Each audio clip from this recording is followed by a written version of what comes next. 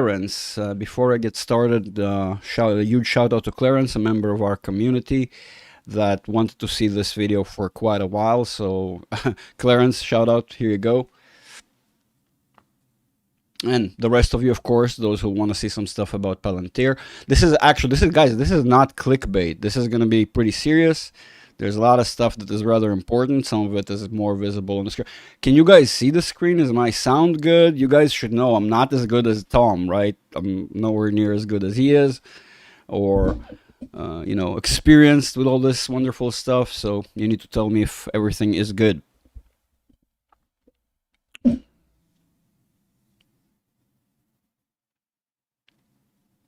Guys, go ahead, tell me if you can write in the chat. I really appreciate it. Just like if it's if the sound and all of it is good. Sounds good? Okay. I'm gonna wait just a couple more seconds, wait for people to come in and get started. Actually, you can see some of it already. There is a dead giveaway right here on the screen. I hope you guys can see. Actually set up a couple of charts with the purpose of showing you and emphasizing these particular sort of pointers that I want to point out. Well, the price section is here, right? At face value, there's this thing I keep on saying, why you should not look at the chart in a linear form. Although right now it's not going to be that important, okay? I mean, in this particular instance, because I'm not going to set up all the tools and all that, there's a lot of stuff you need to know for me to be able to go sort of in depth. So I'm going to start and try and make it as simple as I can, right? I'm going to go with the basic stuff, the stuff that everyone can understand.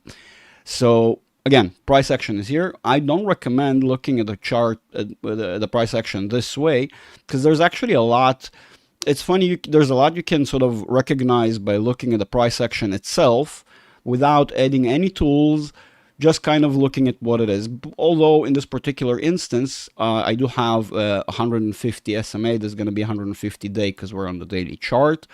150 day SMA, simple moving average, that creates sort of this train track, right? Or track, if you will, whatever that the price action has been following all along. But you can see the difference between this impulse and this impulse. We're slowly losing momentum. Does that mean anything? Does that in particular mean that that's it? This is where the run-up sort of has finished.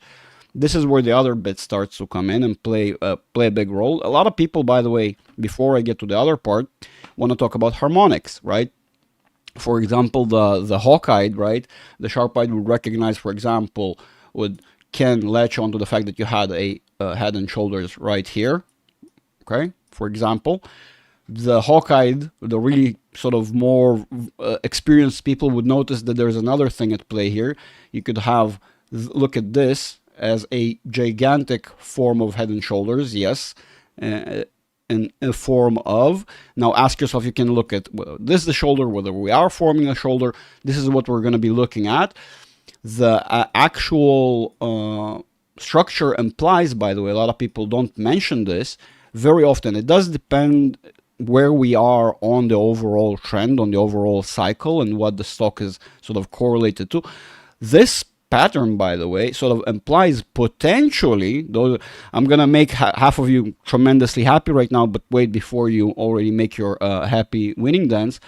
This implies that if this, potentially, we're going to have some form of head and shoulder here, it implies that we're going to get a high, pardon my horrible drawing, but a higher high, higher than this, higher than our previous high. This pattern actually implies that we're going to go higher than this all-time high that we had before, and eventually end up higher.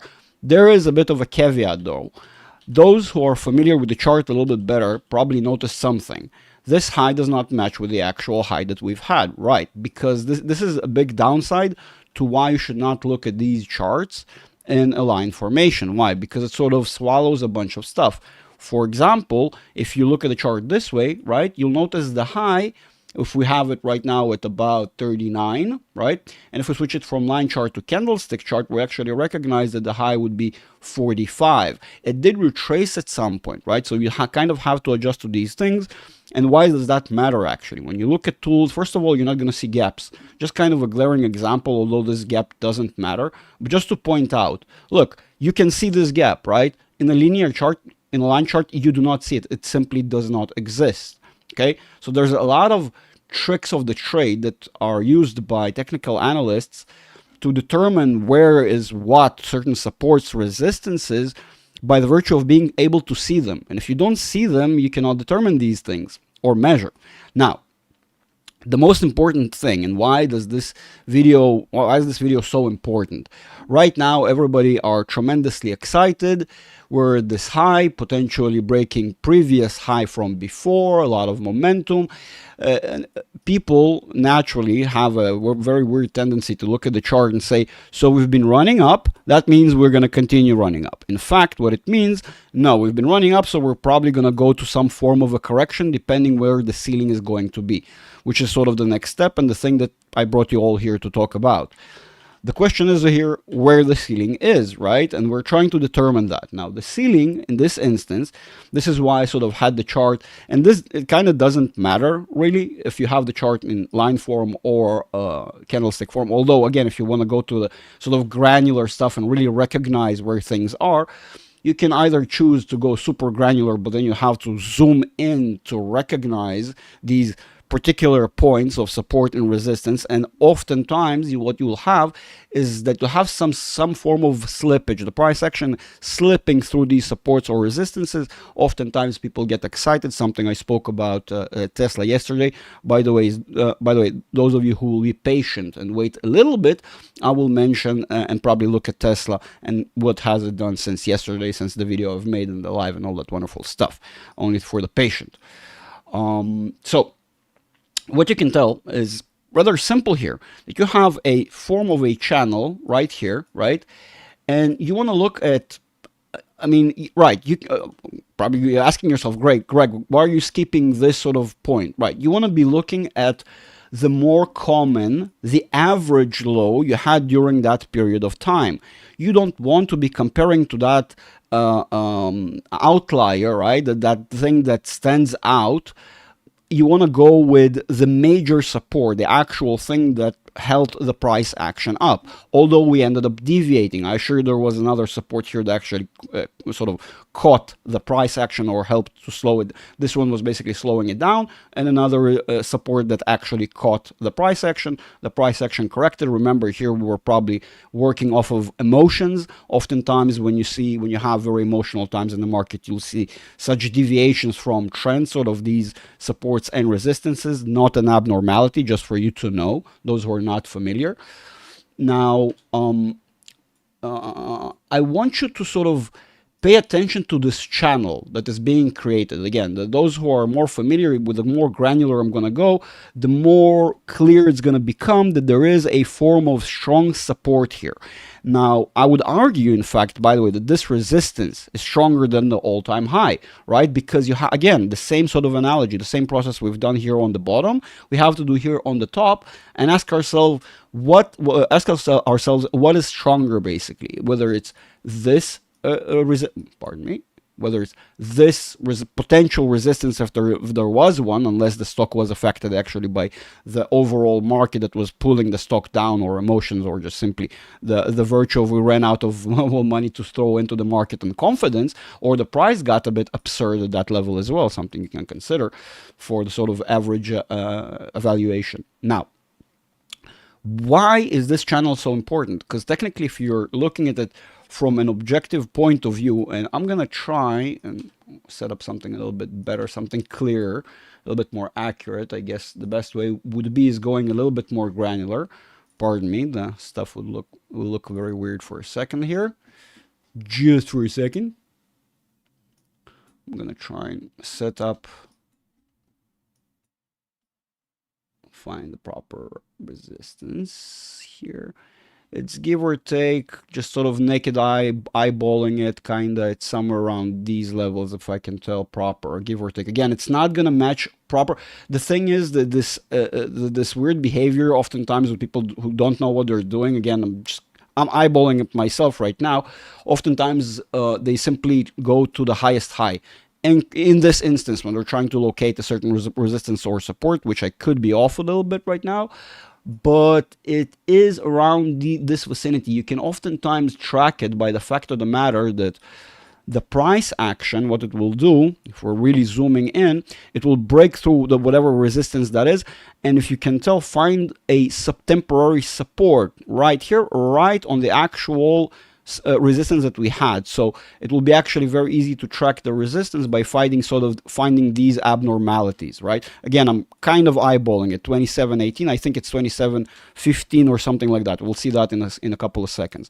The reason I'm doing this, right, because notice I'm extrapolating that data from before, from the previous resistances, and you can kind of recognize here it is, and it played, as I said, it's stronger than the all-time high, and you can see it here, right? Sort of the longer we played along, the longer the price action went along and it got entangled within this resistance, you can see every time we hit it, we got stuck in it, basically. It's not something that we've done just once. It becomes sort of this average, right?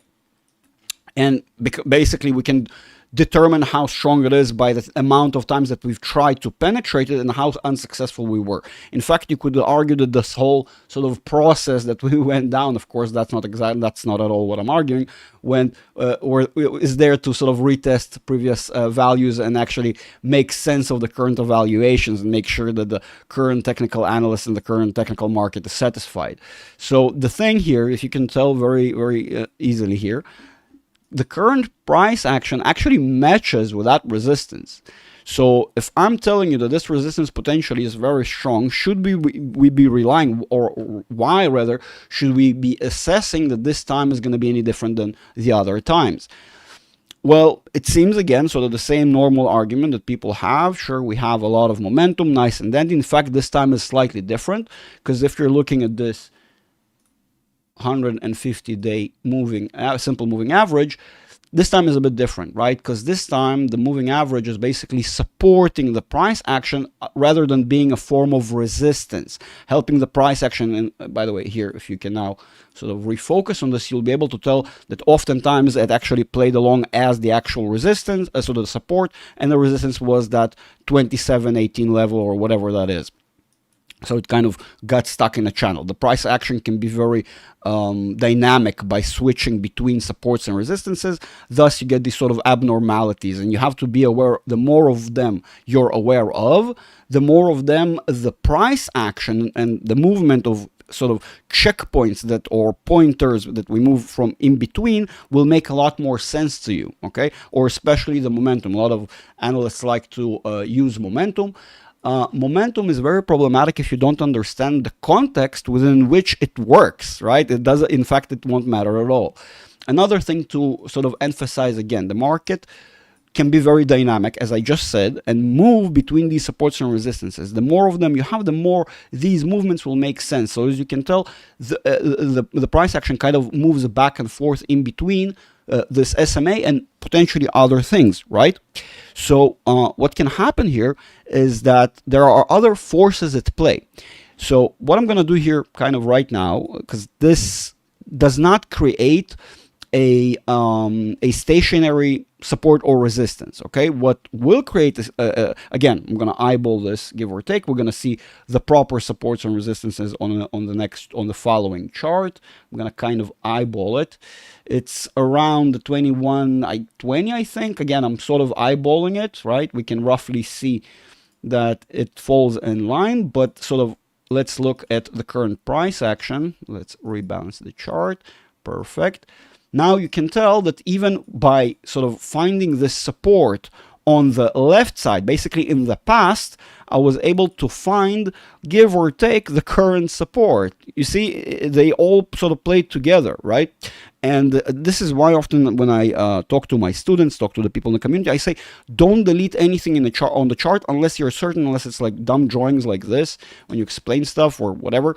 Remove that, sure, but keep all the supports and resistances, because when the price action will find itself within the confines or the location, so okay, the vicinity, it doesn't have to be a pinpoint location. For example, I was saying how I saw 25 as support. Do I actually expect 25 pinpoint dead stop. No, it can actually slip through the same way I've explained it just seconds ago, and the same way as this could be a form of slippage, right? And the market sort of retesting and confirming this support. This is normal in reality. Again, it kind of depends on how wide you want to measure your trends on your channels, which is, by the way, this is how the price action is often moves into wedges, because we move basically in a diagonal channel. And if you're going to have a diagonal channel on top of, right below rather, a certain resistance, you're going to have a form of wedge, just kind of to show you an example.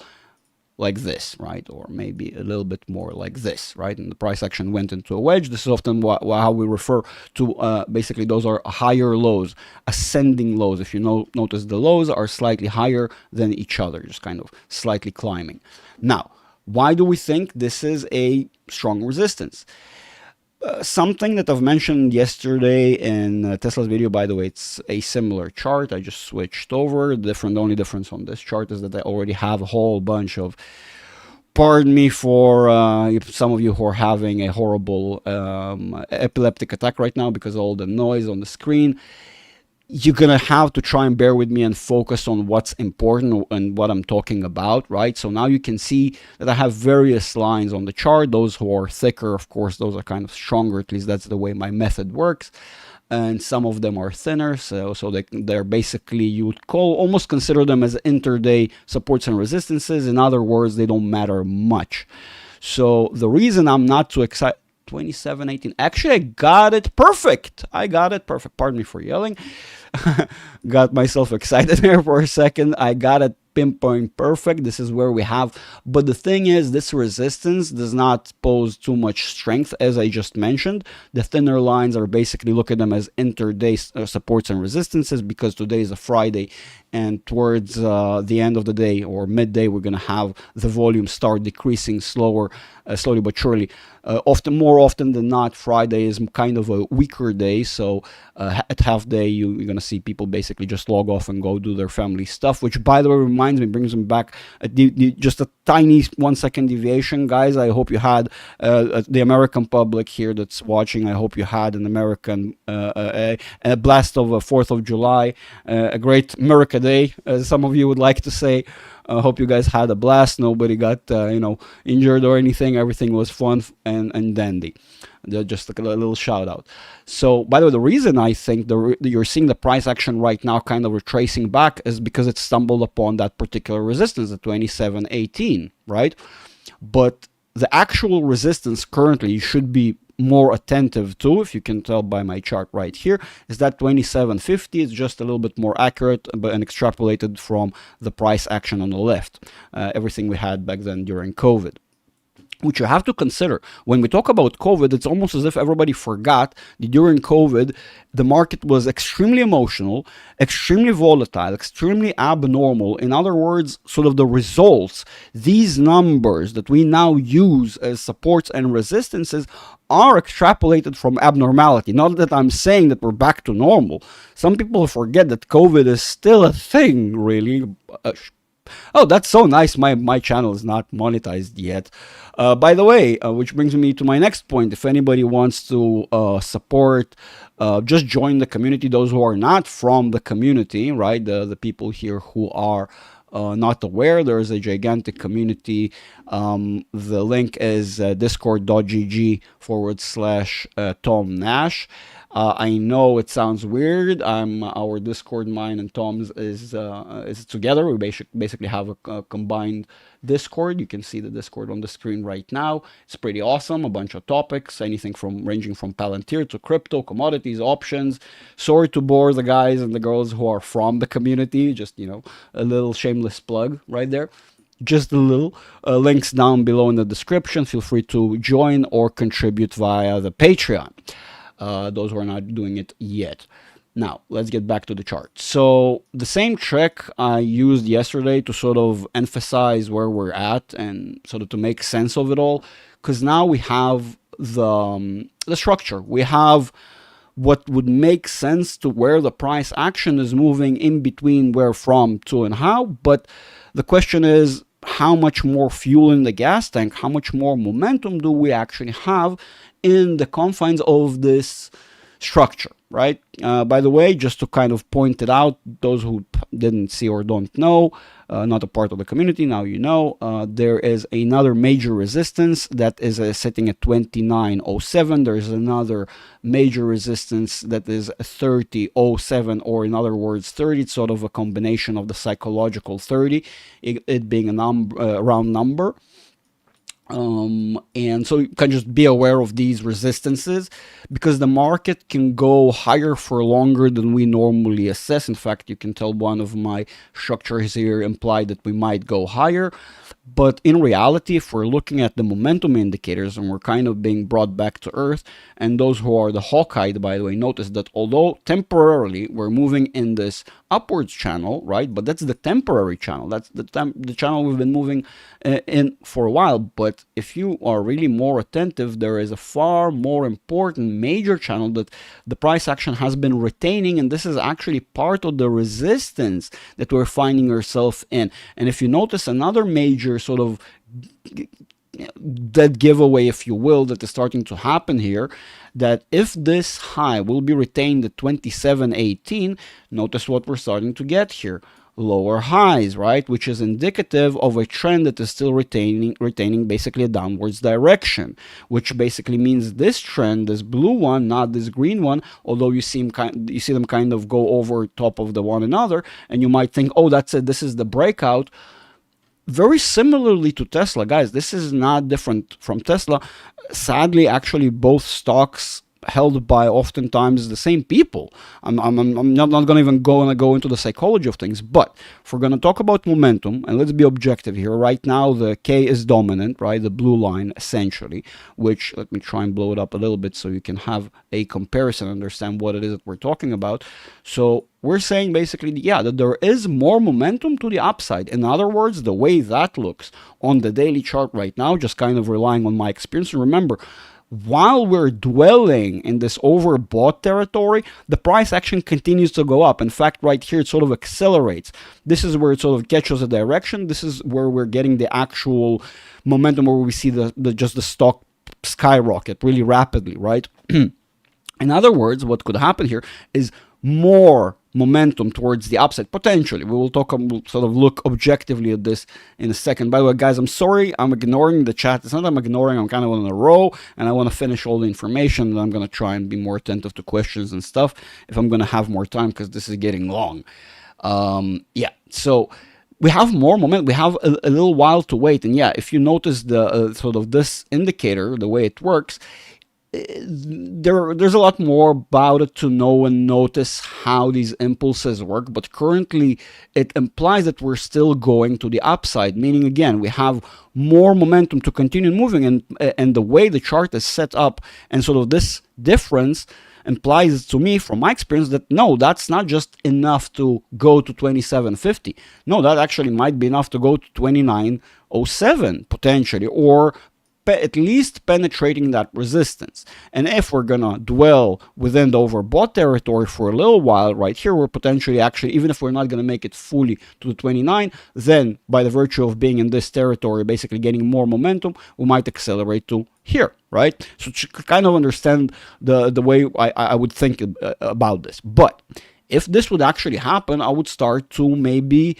having more confirmation. We're finally breaking out through from this blue channel, this blue resistance. This is actually would be more confirmation, but more so those of you who are more experienced would know that I would still expect that would be more of a normal thing of the market to retrace back either over here and confirm by showing that this now became support, or in fact dropping even all the way down here, which and reaffirming that now this is support instead of resistance, which is not good potentially, because we can easily slip through at some point.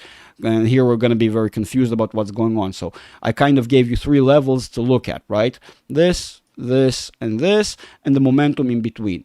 So if we're saying, and the same sort of trick that I said yesterday about if the smaller trend is lasting for a shorter period of time, and the longer time frames trends are more important, more dominant, they last longer, they give us a better idea of what is actually happening in the market, right? Give me a sec, ladies and gents. I'm gonna just try and clean it up a little bit. So you're gonna have, don't worry, those of you who did not see or don't know can always go back and watch the recording with the levels and all that wonderful stuff, although here they are on the screen, generally speaking. So I want to do the same trick we've done yesterday with Tesla, expanding outwards and seeing what the momentum tells us then, right? I'm going to kind of surprise you by first switching to the time frames that we're going to look at. And then, so let's look at the weekly for a second there and see what the momentum says, because gradually, we want to go gradually upwards. Pardon me, forgot to remove that. So here it shows something a little bit different. But you also have to understand that this tiny difference, it shows here that we have, again, a little bit more to go, right? This little bit, because now we're not looking at it on the daily, but rather on the weekly, it's amplified. Meaning, in other words, you can see now the trend also has changed, readjusted. In other words, the ceiling could actually be roughly at the same level as I spoke about, the 29, although it's showing 27, I don't know why. It's still the 29 level, right? You see, so the vicinity of these levels, right? Kind of right here. We have this resistance. And what makes this point stronger is the fact of the matter that we have the combination, the conjunction of this resistance, this force, and this force. Thus, this area becomes stronger potentially as a potential strong resistance, right? Potentially tracing to here, still on an ascending trend. Again, we'll be able to determine this through the sort of moving momentum that we're going to be observing right now. And the way I like to approach things, and that's going to be a sort of major thing for those who don't know, I like to start looking at the chart from the monthly point of view. I'm going to give a very bad analogy here, but that's an analogy I use. Imagine you went to a museum. You don't walk up to a painting or a statue with zero distance, stare at it point blank, and then walk backwards. No. First, you walk up to it, you get your impressions, and if you really like it or you find it interesting, you're going to go closer and closer and closer, sort of to see the details, right? So I like, before I go to these smaller time frames at all to understand the granularity of what's going on, I like to start at the monthly. That's actually kind of my home base. That's the place where I start off of a lot of time. And here you can tell the scariest bit. Technically here the K, which is again the blue line, when it is dominant, as you can tell right here, for example, the K is dominant, the blue line is dominant, we're moving upwards, right? And we still are retaining that momentum, that positive momentum, which is good. Problem is, and it's the same thing as I've implied on a smaller scale, but on a larger scale. And right now, what we're seeing, this is very extended. This is not abnormal. This is normal, right? This is completely normal for the price action to sort of go into overbought territory, go confirm, retrace back. The retracement should be smaller than the actual movement. For example, this could represent 10 points upwards. This should represent 9 and lower, just to kind of simplify things, right? I'm horribly simplifying things, but again, those who know, and those who don't, just for you to understand the grand idea, kind of how it works.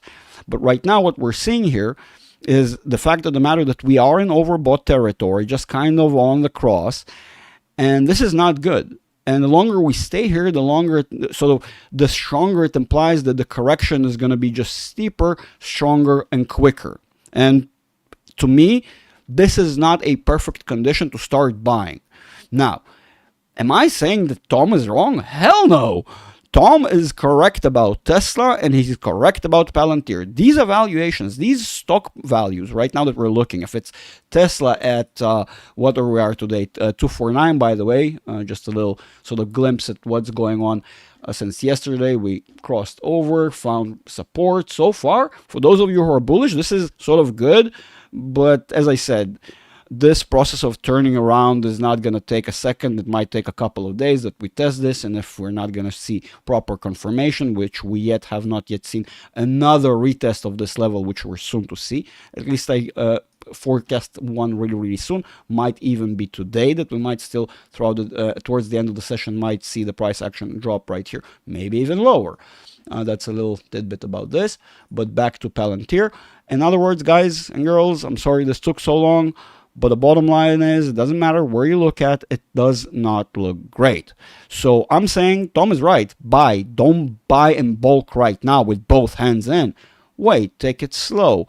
Maybe again, if it's learn how these methods of analysis work, oh, pardon me, research on your own, get a course, doesn't matter, educate yourself, understand how the market works. And I assure you, the robotic systems are well aware of all these, what you would consider men's astrology for men and all sorts of weird things. No, trust me, boys and girls, you can ask the people in the community, those who know what it's all about.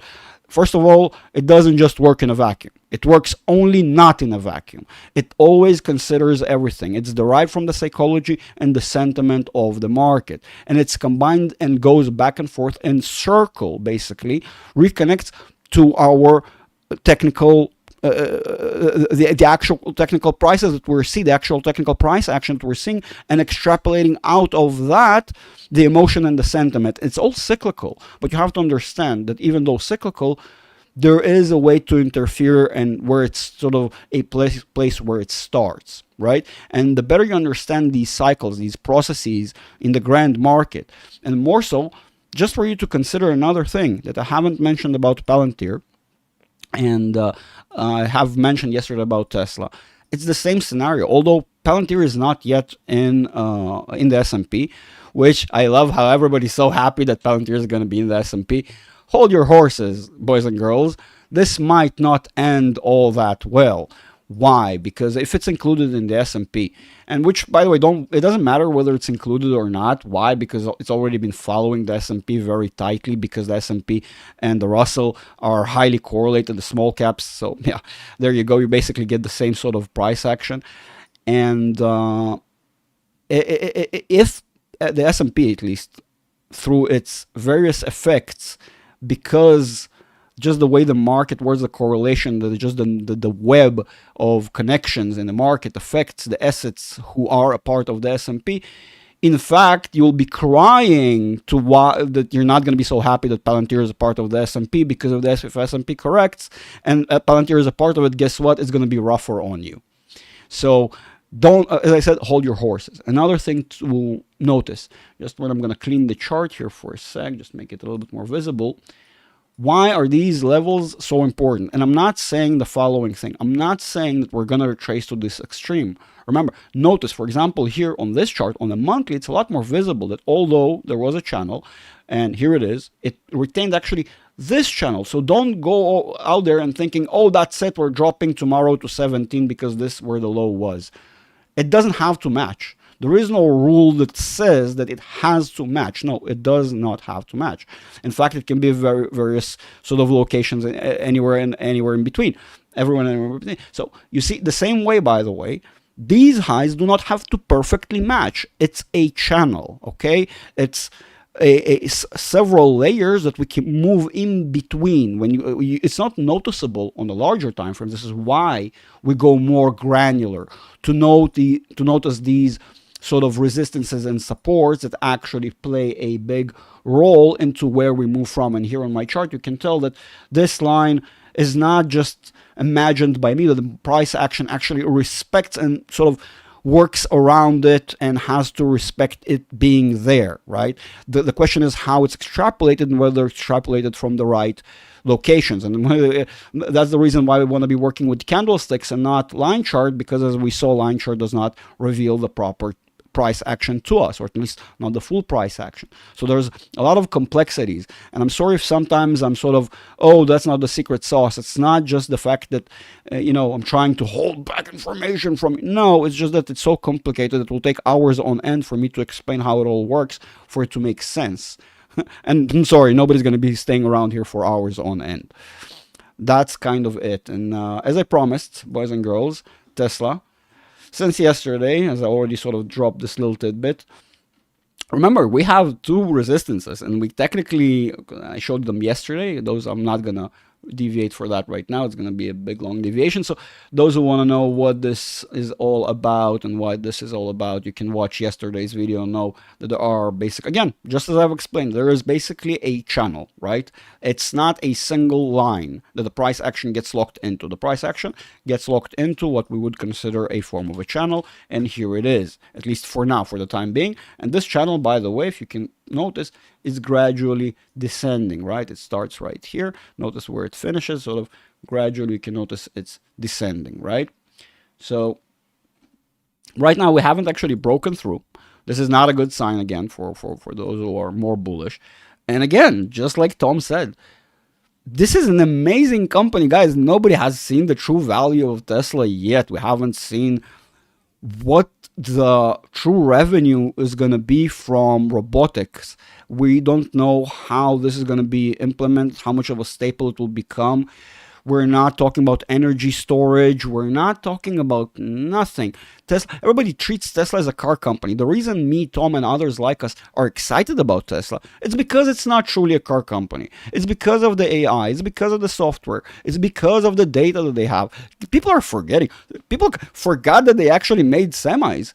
Guys, this company is in its diapers. This 249 and potentially with more splits again, because things will look very different.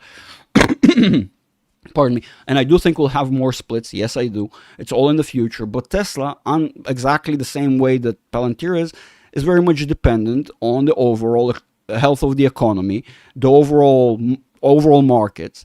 And so with time, we will go higher. For right now, as much as I hate to say it, boys and girls, there's a deeper correction to be had, and I think we've hit the ceiling. And yes, DCA into it, as Tom continues to teach you. Guys, that's the right way to go about it. There are no questions. Look, good companies build into the future. And I like to hear about the people who jump every other day. Oh, the stock is up $1.50. Stock is down $1.50. It doesn't matter. If you don't execute, if you don't trade on the daily basis, it doesn't matter.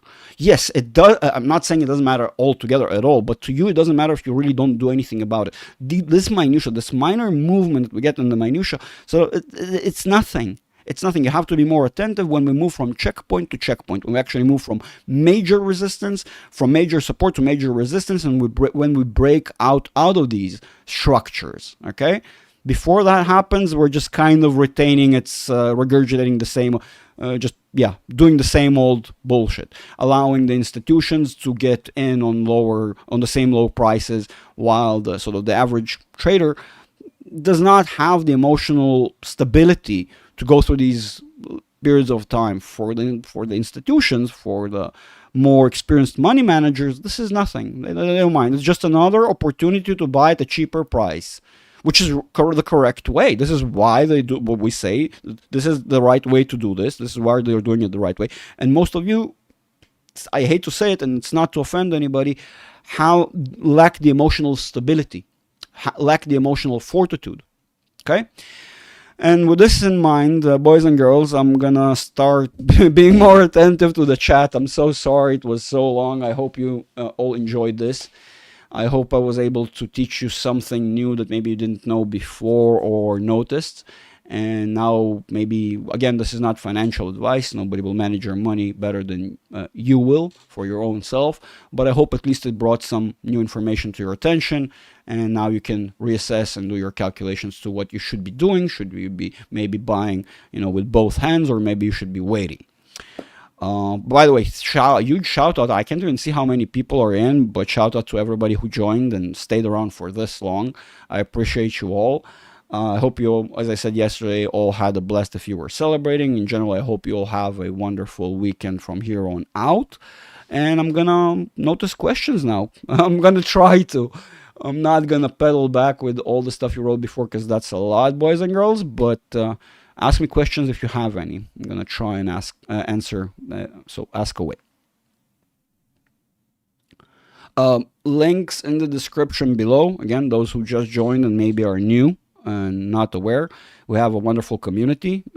Tom and I, but mostly it's due to Tom, we have 12,000 people on the Discord, which is just insane. We have a public segment, like part of, and we have a members part, which you can join in the Patreon and whatnot. But yeah, highly recommended. We put tons of effort and love into this. We personally love the community, and I'm sure you will love it as well. There's a lot of good knowledge, a lot of smart people there. Just a valuable resource, all in all. Which, when we're talking, shout out to resources. Date. I need years ago. Nice trading. I'm not seeing any questions. In that case, boys and girls, I'm gonna assume we're done for today. I wish everybody a wonderful weekend, and that's it. That's all I had to bring to your attention. This Palantir stuff, which is, by the way, on the SMA on the short term, sort of again, short term, daily. It's hilarious. Some people consider this long term, short term. Just, you know what? Before I drop off, I want to say one thing. There's this weird thing that's going on between people where some people think being called an investor is a sort of is a better thing than being called a trader. One is more insulting than the other, or none of it is true. It's just the way money managers convey to each other the ideas quicker. It was when I used to work in the industry for institutions. It's just a simple way where we convey to each other general ideas. Most of the time we in fact refer to trades as moves. It can be a long-term move. We can refer to something as an investment, but only when we're talking about somebody who's like Ron Barron. Okay. Do more, man. I will try. I will do my best. We have the community to maintain. I try and help out Tom as much as I can. I have my own stuff going on, but I will try. You know what?